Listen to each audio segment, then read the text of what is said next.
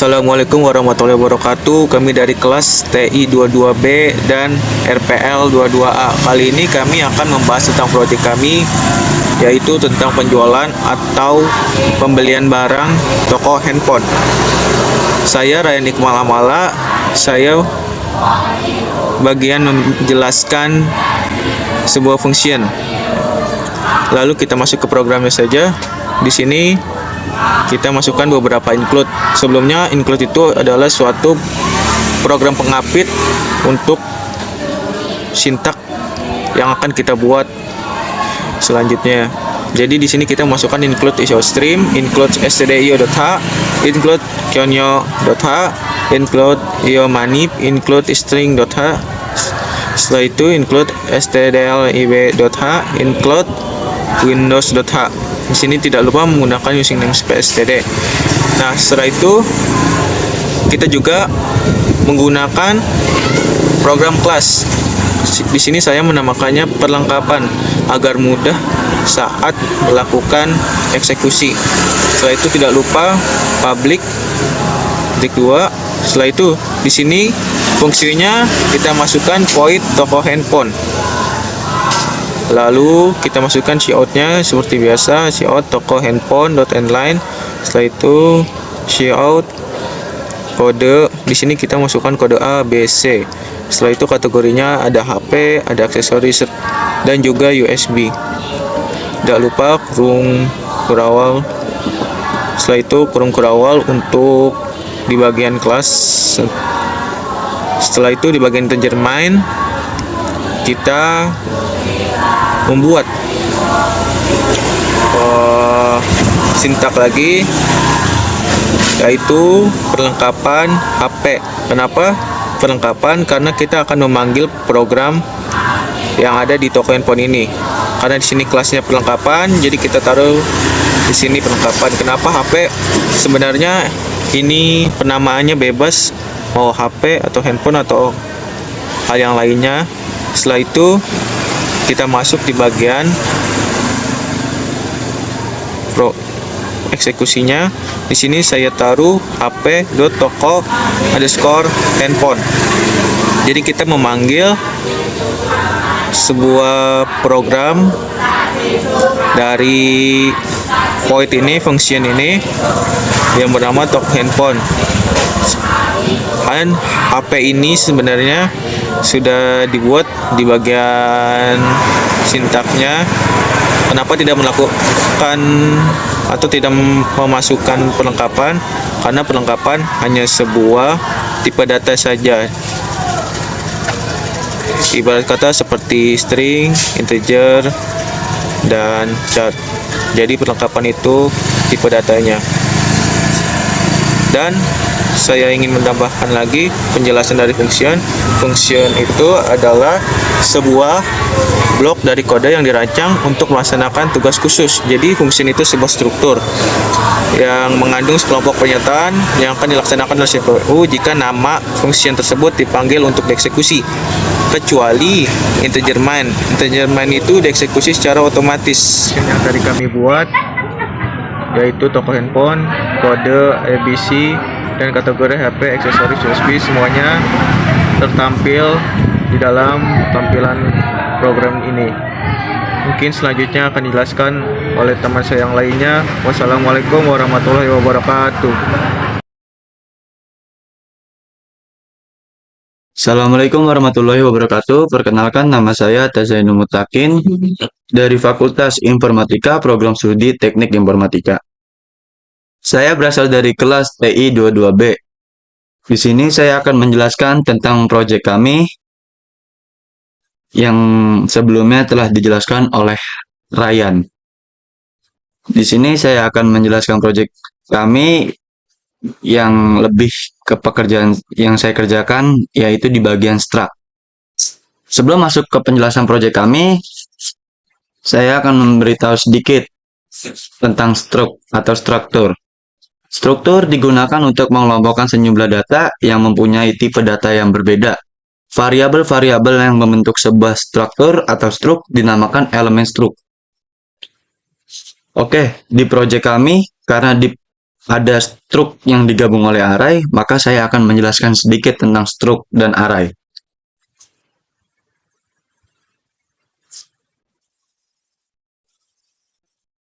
Array merupakan kumpulan elemen yang bertipe sama dalam urutan tertentu yang menggunakan nama yang sama.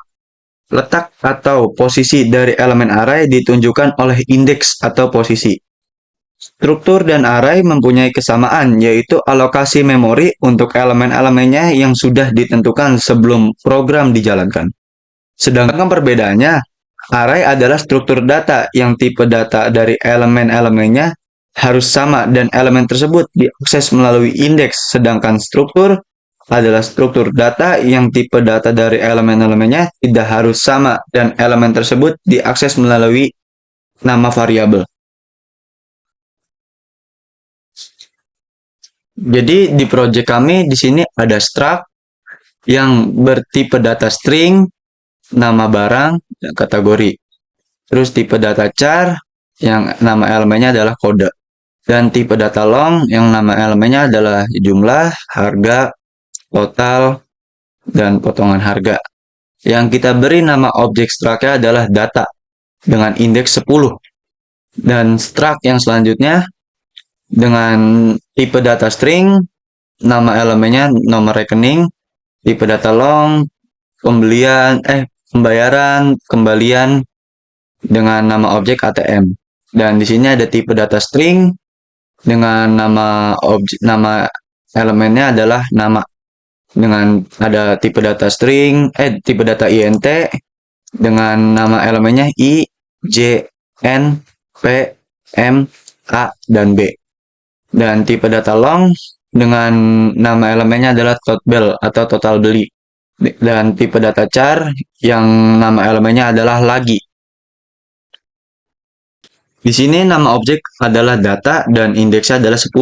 Di mana data ini ketika dibuat itu diisi dengan nilai 10 yang merupakan data, merupakan objek struktur array berjumlah 10 elemen. Artinya, ketika nanti di-input ke dalam data, maka dapat di-input sebanyak 10 buah objek array. Ketika user diminta input kode barang, dan jumlah beli barang yang ada di bawah sini, jumlah beli barang, maka akan ditempatkan ke dalam array data yang keberapa. Maka dari itu, kita menggunakan pengulangan atau looping untuk menginput data pengulangan untuk output ke layar. Ketika diinput kode barang, maka setelah data ada variabel i, contohnya ada di sini, kode. Yang si out-nya kode dan si in-nya data dalam kurung i. Di mana variabel i merupakan variabel array keberapa tempat ketika kita akan menaruh inputan tersebut, begitu juga dengan jumlah beli barangnya. Ketika di-input kode barang, maka setelah data ada variabel i, nih variabel i titik kode, di mana variabel i merupakan variabel array yang keberapa tempat kita akan menaruh inputan tersebut. Begitu juga sama dengan ketika kita menginput jumlah beli barang, dengan inputannya adalah outputnya adalah jumlah beli barang dan inputannya adalah data dalam kurung i titik jumlah. Oke, jadi di sini saya akan memberi contoh cara kerja di proyek kami. Cara input data-datanya. Di sini kita suruh masukkan jumlah pembelian barang. Ada berapa barang yang ingin kita beli? Contoh misalkan saya masukkan 1. Masukkan nama pembeli.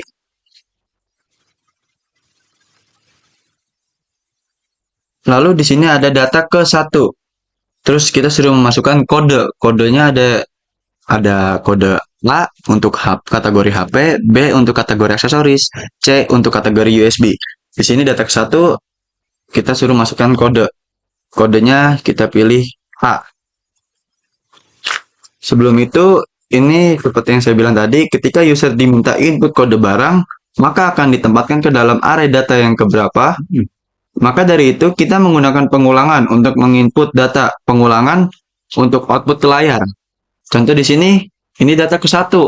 Kita input kodenya kode A untuk data ke-1. Maka dari itu, berarti kode A untuk data ke-1. Kita pilih angka. Pilih angka yang tertera di menu ini, merek yang tersedia. Kita pilih 1. Pilih angka lagi, kita pilih 1.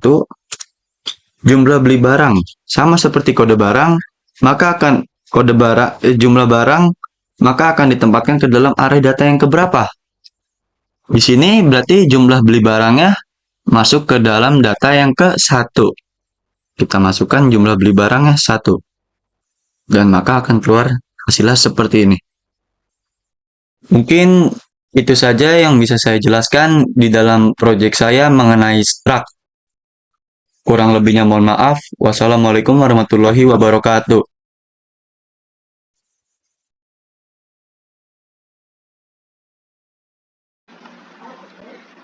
Ya, Assalamualaikum warahmatullahi wabarakatuh. Perkenalkan, nama saya Reswineta Nafisa Bella. Saya dari Fakultas Informatika, Prodi Rekayasa Perangkat Lunak. Di sini saya akan menjelaskan tentang proyek kelompok kami dan yang sebelumnya sudah dijelaskan oleh teman-teman saya, yaitu Ryan dan kawan-kawan. Di sini saya akan menjelaskan tentang proyek ini dan saya akan menjelaskan pada bagian array. Sebelum itu, saya akan menjelaskan tentang array. Apa itu array? Array merupakan struktur data yang digunakan untuk menyimpan sekumpulan data dalam satu tempat. Setiap datanya dalam array memiliki indeks, sehingga kita akan mudah memprosesnya. Indeks array selalu dimulai dari angka 0. Ukuran array akan bergantung dari banyaknya data yang disimpan di dalamnya. Ya, yang seperti kita ketahui juga, array menyimpan sekumpulan data dan memberinya nomor indeks agar mudah diakses. Contohnya, pada bagian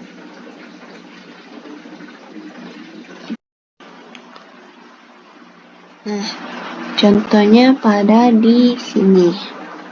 Di sini namanya adalah data dan indeks. Dan ini data dan di dalamnya ini tuh namanya indeks. Indeksnya adalah 10. Dan di sini array memperoleh nilai 10 elemen, yang artinya ketika nanti diinput data, maka akan menghasilkan 10 objek array. Pada contohnya, ketika user diminta input kode barang jumlah barang, jumlah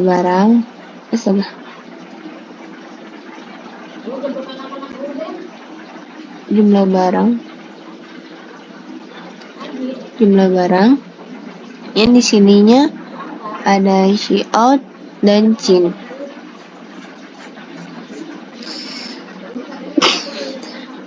Maka akan di tempat array yang keberapa, maka dari itu kita melakukan pengulangan data, bisa disebut juga dengan looping. Ketika menginput kode barang pada varian i, pada bagian i,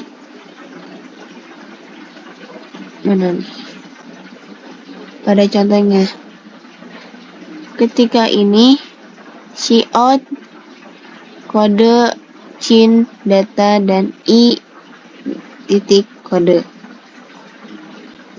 Ketika kita menginput kode barang pada variabel i, contohnya yaitu di mana variabel ini merupakan variabel yang keberapa pada ketika kita akan menarik inputan tersebut dan begitu juga jumlah barangnya. Jumlah dari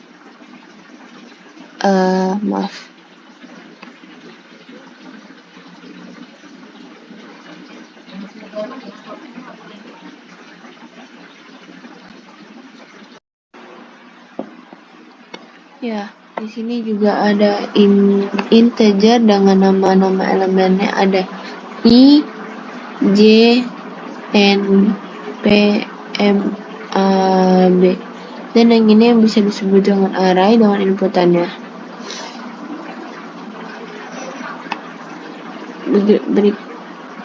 Berikut contohnya ketika proyek ini dijalankan. Ya, beginilah hasilnya dari ketika semuanya itu sudah jadi. Masukkan jumlah pembelian barang 1, masukkan nomor pembeli, kode A 2 1 1.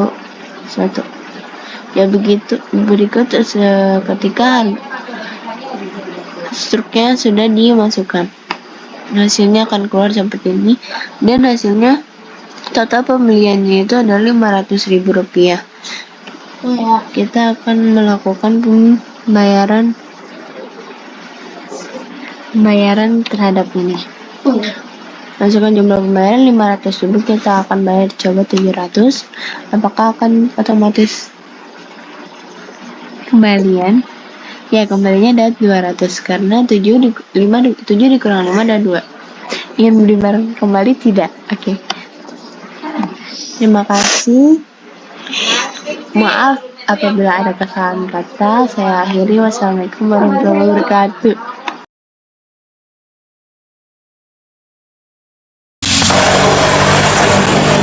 Selanjutnya, nama saya Santo Mukti dengan NPM 2022340001 dengan prodi Rekayasa Perangkat Lunak Fakultas Informatika. Di proyek ini saya menghandle untuk bagian perulangan atau looping. Definisi dari perulangan atau looping itu sendiri ialah instruksi yang diulang untuk jumlah pengulangan tertentu, baik yang terdefinisikan sebelumnya ataupun tidak. Perintah-perintah dalam perulangan ini yaitu while, do while, for, continue, dan break, dan go to. Untuk project ini saya memakai sintaks atau perintah for. Di sini saya menggunakan for sebanyak 2 kali.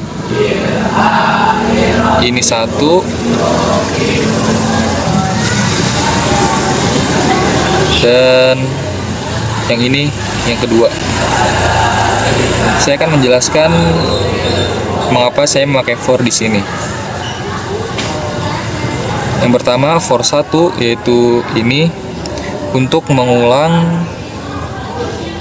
perintah-perintah dari if kepada user yang dimana if ini berguna untuk pengkondisian ketika user memilih angka dari yang kita sediakan. Lalu sintaks di for ini ada variabel i. Nah, di sini menunjukkan patokan sebanyak berapa kali perulangan ini terjadi. Saya akan menjelaskan sintaks di sini. I sama dengan 1, yaitu i bernilai 1, dan di sini i lebih kecil sama dengan n. Nah, di sini perulangan akan berhenti ketika i bernilai sama dengan n. N di sini jumlah pembelian barang user. Jadi ketika jumlah pembelian barang user contoh 1 kali, maka perulangan akan berhenti sebanyak 1 kali. jika user membeli jumlah pembelian barangnya 2 kali, maka for ini akan berhenti juga dalam kedua kalinya. I++ ini menandakan kalau perulangan ini maju ke depan atau bertambah nilai I-nya. Lalu for yang kedua,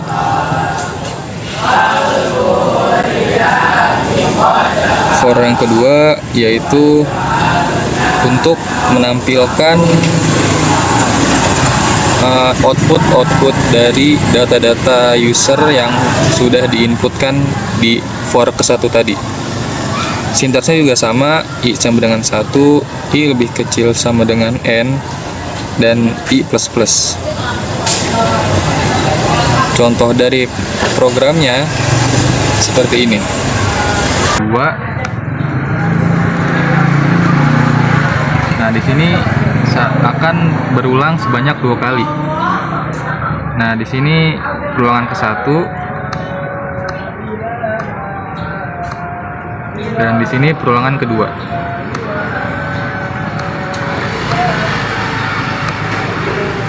Nah, itu untuk for ke-1. Lalu untuk for kedua, yaitu untuk menampilkan output dari data-data yang sudah diinput tadi. Mungkin sekian penjelasan dari saya. Assalamualaikum warahmatullahi wabarakatuh.